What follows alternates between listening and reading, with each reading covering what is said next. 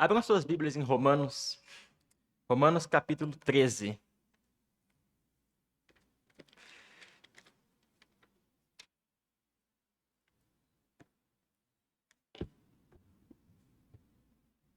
Romanos 13, nós vamos ler dos versos 8 a 14. E aqueles que acharem podem se colocar em pé, por favor.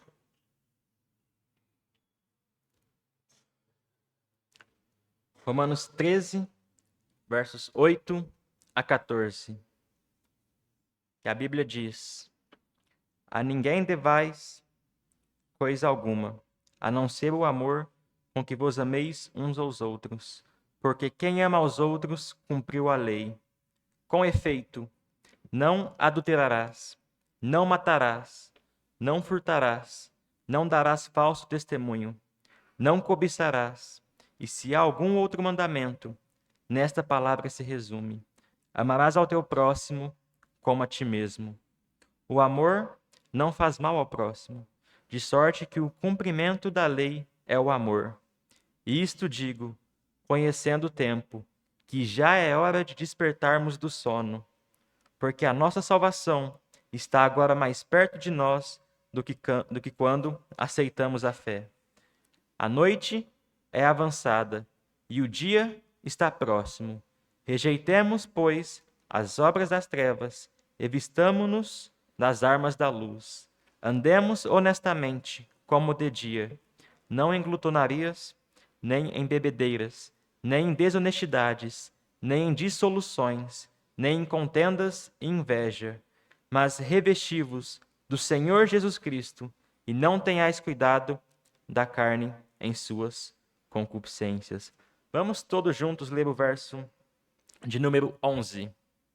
E isto digo, conhecendo o tempo, que já é hora de despertarmos do sono, porque a nossa salvação está agora mais perto de nós do que quando aceitamos a fé. O título da mensagem é Hora de Acordar, não no sentido físico, mas sim no sentido espiritual. Oremos. Pai querido e glorioso, obrigado por esse culto até aqui. Obrigado, ó Pai, porque o Senhor está em nosso meio, a Tua presença está em nosso meio. E eu peço, ó Pai, que o Senhor continue abençoando esse culto, que o Senhor abra os nossos corações, abra o nosso entendimento e que a Tua palavra não volte vazia. Em nome de Jesus Cristo eu oro. Amém. Obrigado, podem se assentar. Em 18 de abril de 1775, durante a Guerra da Independência dos Estados Unidos da América, os ingleses chegaram com suas tropas até a cidade de Boston. O plano deles era de atacar a cidade durante a noite, quando todos estavam dormindo. No entanto, havia um homem que não estava dormindo, havia um homem que estava acordado. O seu nome era Paul Revere. Ele estava acordado, ele estava vigiando. E quando ele percebeu que os ingleses estavam chegando, ele montou no seu cavalo e saiu pela cidade gritando: Acordem, acordem! Os britânicos estão aqui, acordem! Ele soou o alarme, ele bateu de porta em porta e foi por toda parte, acordando a todo e avisando a todos que os ingleses estavam chegando. E com esse ato de Paul Revere, os americanos conseguiram se preparar e assim eles não foram pegos de surpresa e puderam defender a cidade. Paul Revere deu um chamado e esse chamado era: acordem, os britânicos estão vindo. Deixe-me lhe dizer uma coisa. Há uma outra guerra acontecendo hoje e essa guerra ela é uma guerra invisível. Ela não é uma guerra física, mas sim espiritual. Efésios 6, 11 e 12 diz: revesti-vos de toda a armadura de Deus, para que possais estar firmes contra as astutas ciladas do diabo, porque não temos que lutar contra a carne e o sangue, mas sim contra os principados, contra as potestades, contra os príncipes das trevas deste mundo, contra as hostes espirituais da maldade nos lugares celestiais. Há uma guerra espiritual acontecendo nesse exato momento. E o inimigo está nos atacando. Ele está nos lançando seus dardos inflamados, está destruindo nossas famílias. E a triste verdade é que a igreja e muitos cristãos estão dormindo. Há uma guerra acontecendo e nós estamos dormindo. O grande pregador do começo dos anos 1900, Vance Havner, disse: nos dias de hoje, a anarquia no mundo, a apostasia na igreja e a apatia nos bancos. E o que ele quis dizer com isso? Anarquia no mundo quer dizer que o mundo está em desordem. Ele está se degradando no aspecto moral. A cada dia que passa, o mundo está cada vez mais abraçando e brincando com o pecado, como se não houvesse amanhã. Recentemente, eu fiquei sabendo que uma cantora bem famosa, bem conhecida mundialmente, fez um ensaio fotográfico ou um clipe, alguma coisa assim, como se ela estivesse grávida. E em uma das fotos, era como se fosse um ultrassom. Só que ao invés de um bebê, estava a imagem de um pequeno demônio, de um bebê demônio. O mundo não está dando valor à moralidade. Ele também não está dando valor à vida. Pessoas estão sendo mortas a troco de nada. A vida não tem mais valor nos dias de hoje. Algumas semanas atrás, eu li sobre um entregador que teve a sua vida ceifada simplesmente porque ele não trouxe o refrigerante que o cliente pediu. Anarquia no mundo quer dizer que o mundo está em desordem. E apostasia na igreja quer dizer que alguns cristãos estão deixando as doutrinas e ensinamentos bíblicos para seguirem ensinamentos não bíblicos e filosofias mundanas e humanistas. E não só existe essa anarquia no mundo e essa apostasia na igreja, mas também há uma grande apatia nos bancos. Meus irmãos, o que nós estamos fazendo? Nós estamos apáticos, espiritualmente falando. Muitas vezes nós queremos ficar na nossa zona de conforto e procrastinamos quando se trata de servir a Deus. Mas Jesus disse em João 9,4: convém que eu faça as obras daquele que me enviou, enquanto é dia. A noite vem, quando ninguém pode trabalhar. Nós estamos no meio de uma guerra espiritual e estamos dormindo. E muitas vezes nós nem percebemos que estamos dormindo.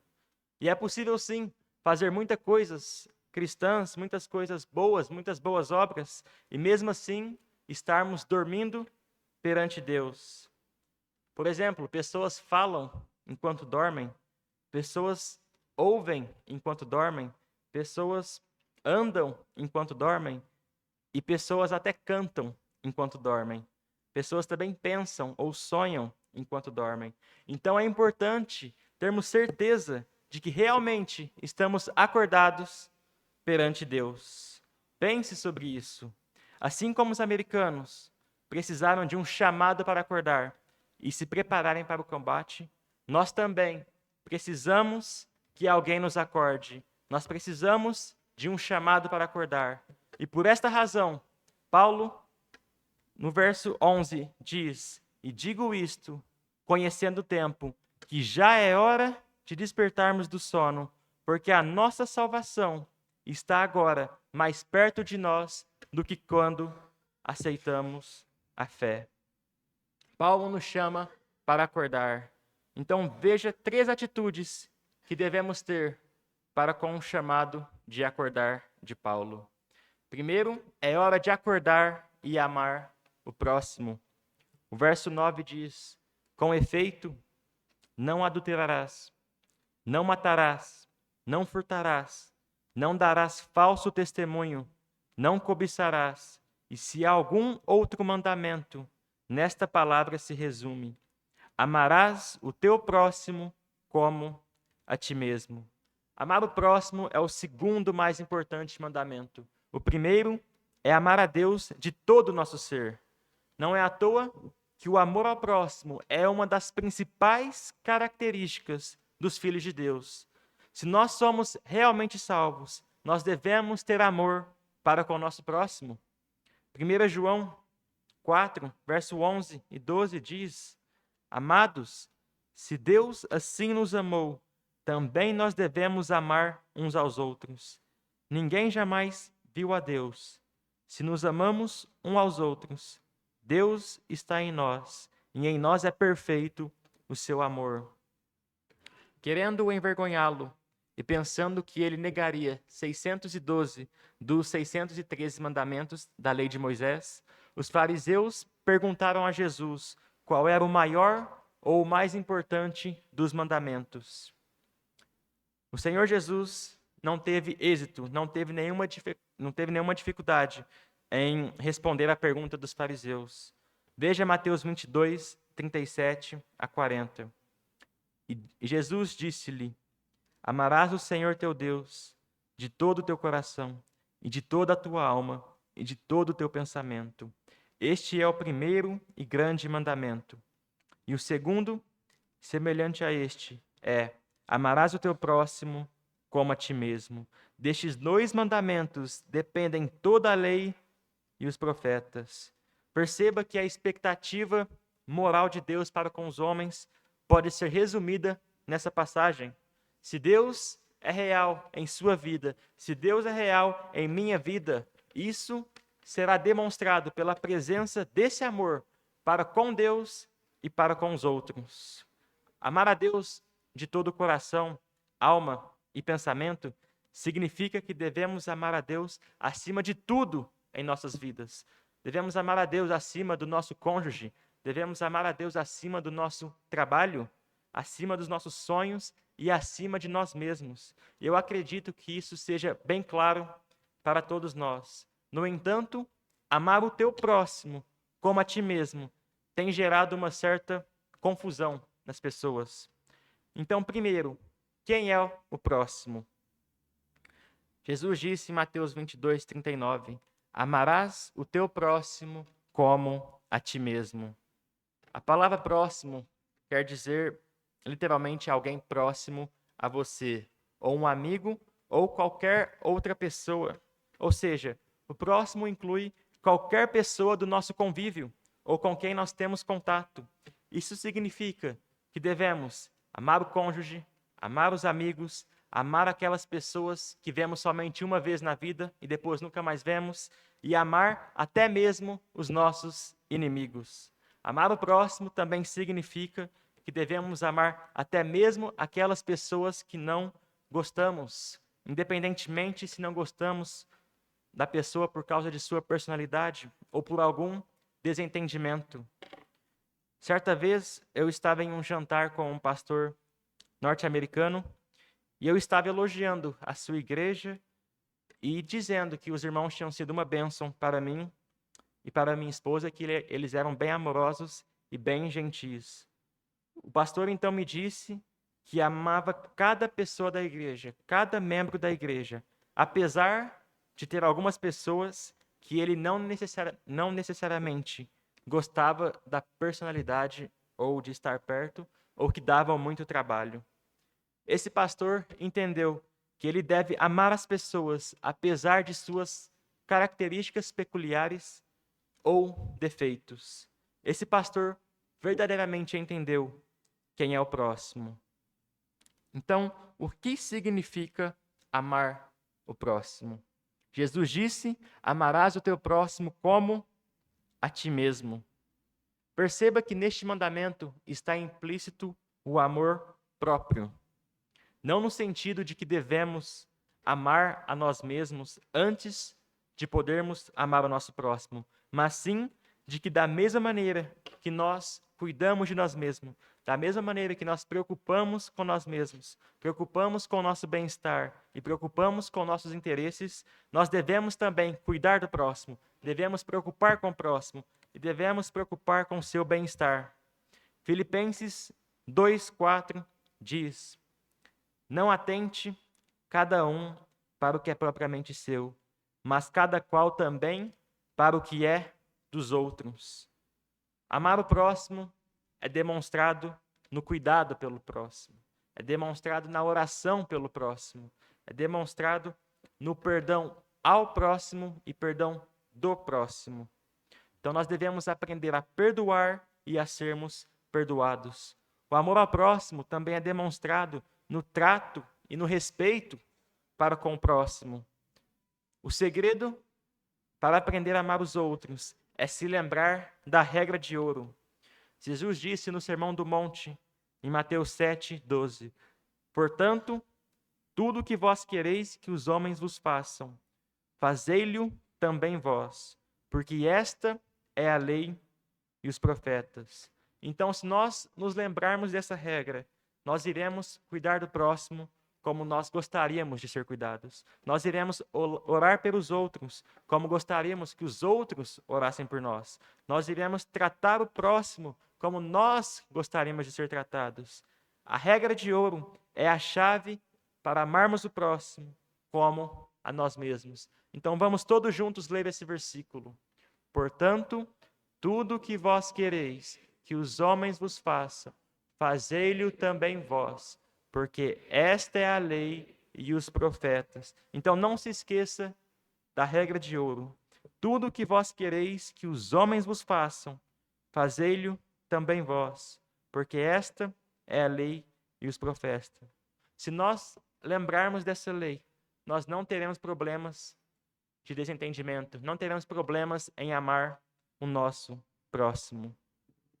Então, em primeiro lugar, é hora de acordar e amar o próximo. E em segundo lugar, é hora de acordar e aguardar o arrebatamento.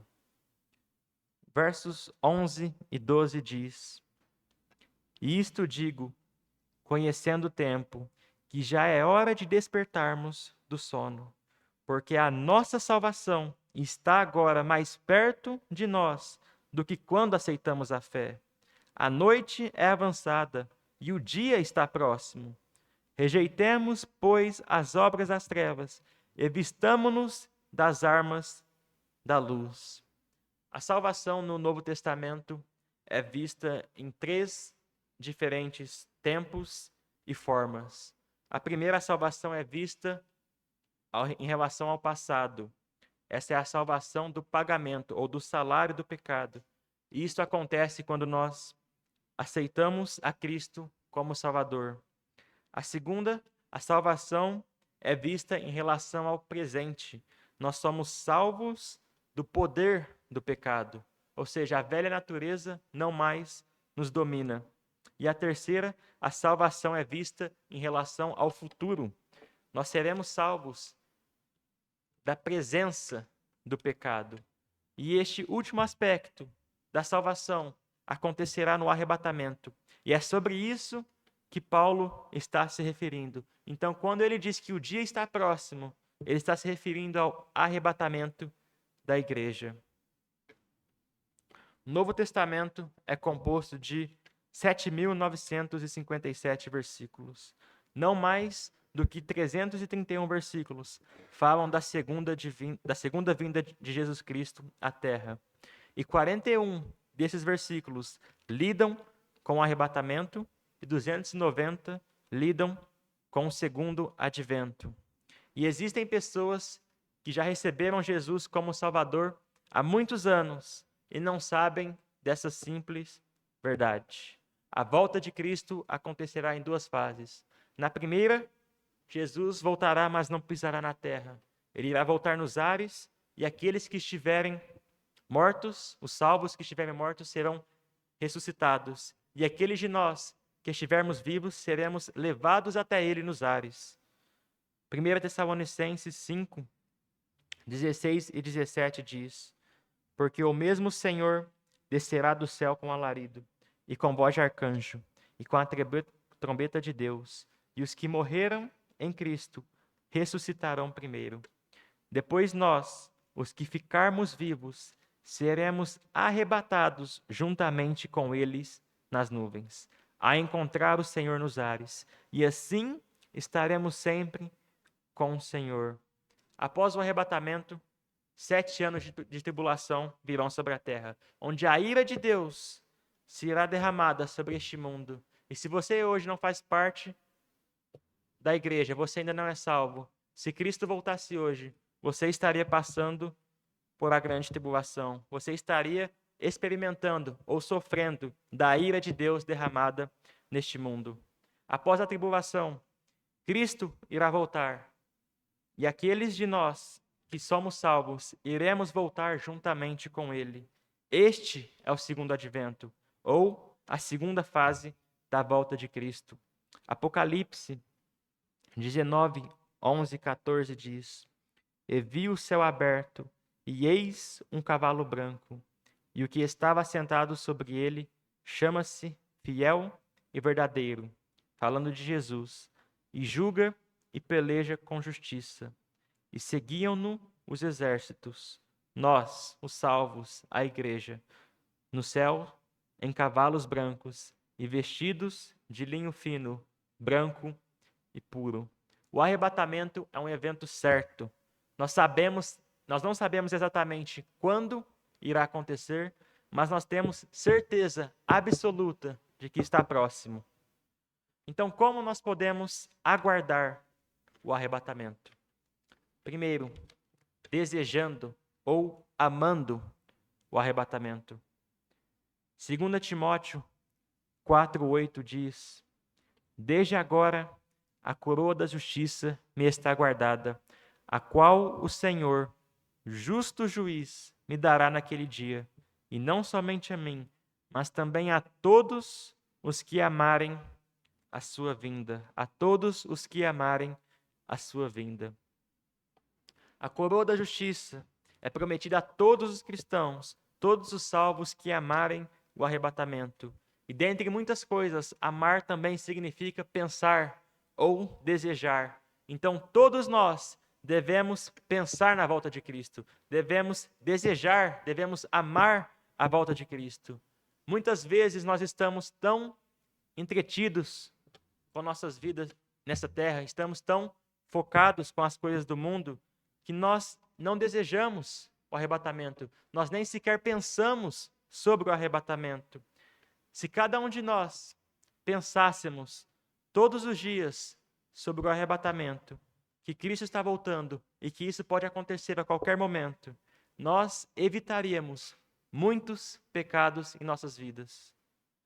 Quando um evangelista chamado Ron Comfort, nos Estados Unidos da América, era bem jovem, uma senhora bem de idade chegou até ele e disse que era fácil para ele, sendo jovem, desejar que Cristo voltasse ainda em seu tempo de vida, mas que para ela, que já era bem velhinha, isso era impossível.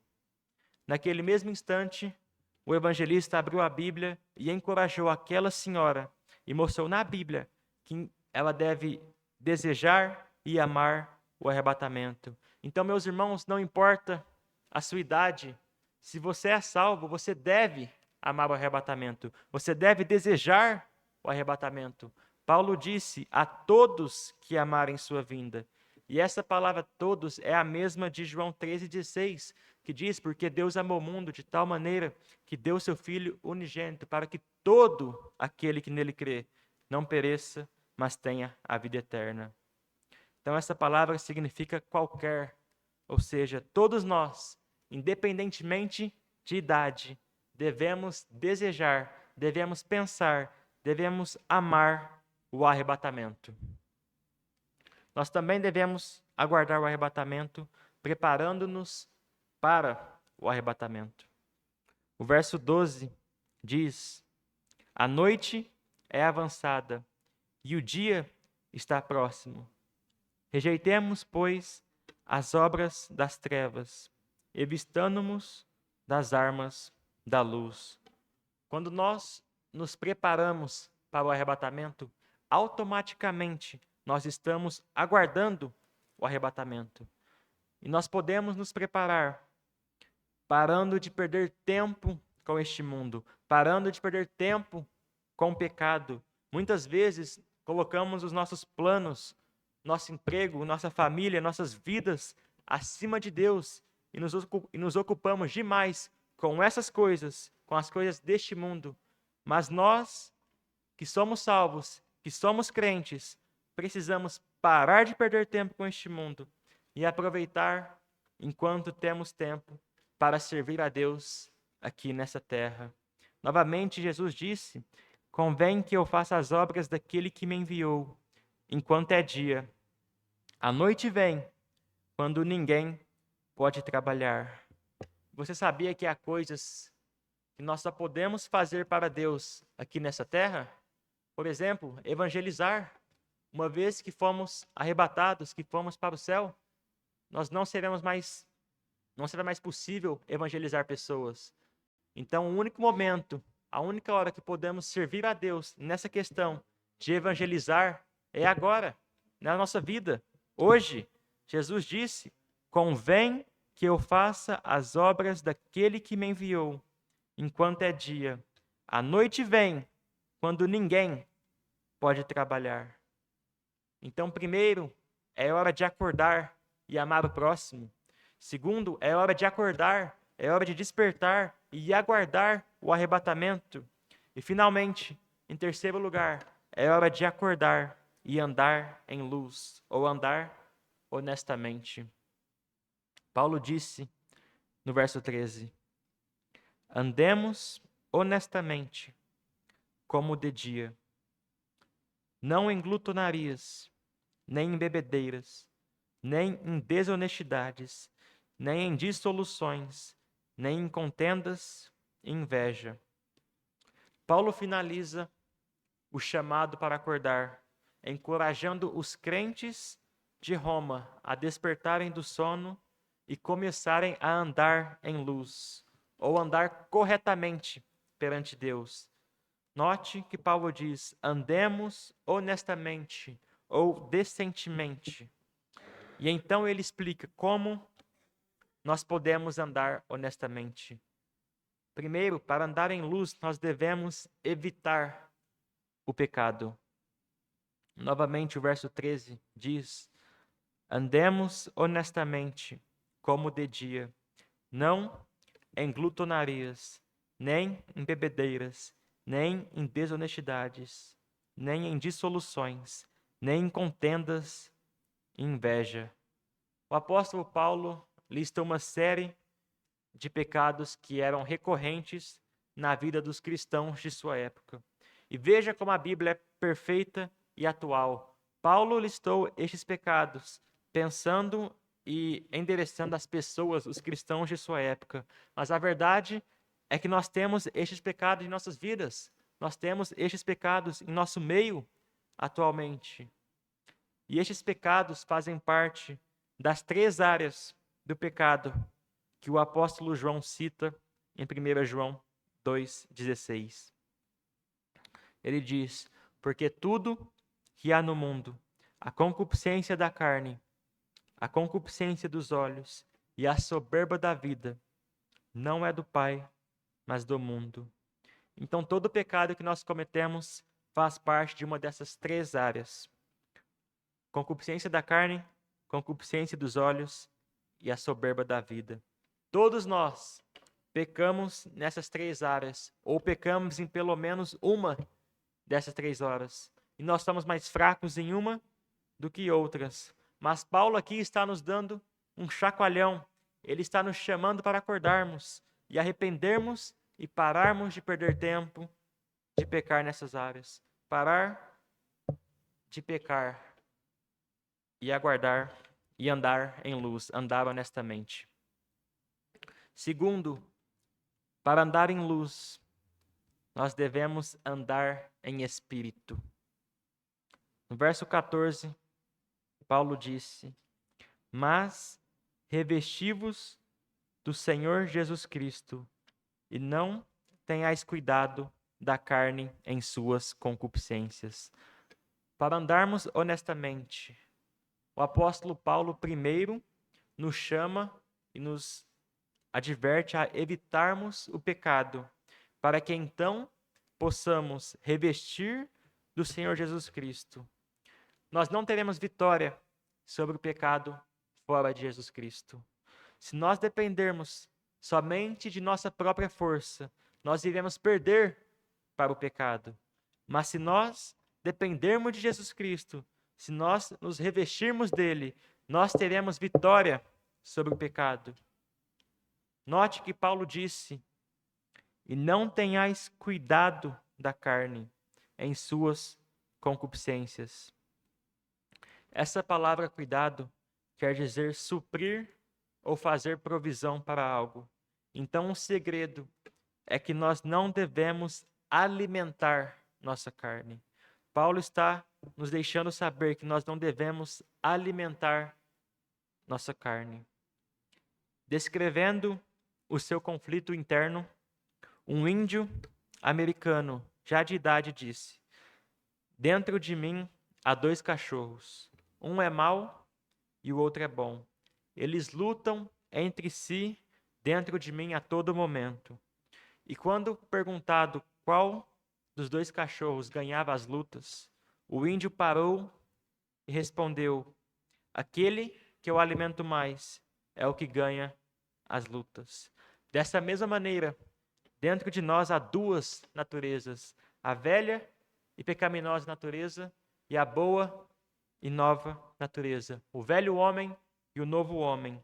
E se nós alimentarmos a mais velha, nós iremos viver em pecado. Se nós alimentarmos o velho homem, nós iremos viver em pecado. No entanto, se nós alimentarmos a nova natureza, se nós alimentarmos o novo homem, nós iremos viver corretamente perante Deus. Gálatas 5,16 diz: "Digo, porém, andai em espírito, e não cumprireis a concupiscência da carne." Então o segredo é esse: andai em espírito, e não cumprireis a concupiscência da carne. Nós estamos em uma guerra espiritual, mas nós estamos dormindo, estamos acomodados na nossa zona de conforto e distraídos com as coisas deste mundo. E Paulo nos deu um chamado: é hora de acordar e amar o próximo. É hora de acordar e aguardar o arrebatamento. E é hora de acordar e andar em luz. E cabe a nós agora respondermos a este chamado. Assim como lá no começo aqueles americanos responderam ao chamado de Paul Revere e puderam defender sua cidade. É hora de nós, crentes, respondermos ao chamado de Paulo e acordarmos, como diz a expressão, acordarmos para a vida. É hora de servirmos a Deus. Então a minha pergunta é: você está amando o próximo? Você está pronto para o arrebatamento? Se o arrebatamento acontecesse hoje, você ficaria ou subiria? E você está andando corretamente perante Deus? Você está andando em espírito? Você está alimentando a sua carne, a sua velha natureza, ou você está alimentando o novo homem? E eu quero terminar com todos nós lendo juntos o verso de número 11. "E isto digo, conhecendo o tempo, que já é hora de despertarmos do sono, porque a nossa salvação está agora mais perto de nós do que quando aceitamos a fé." Então é hora de acordar, é hora de despertarmos e vivermos verdadeiramente para Cristo. Oremos. Pai querido e glorioso,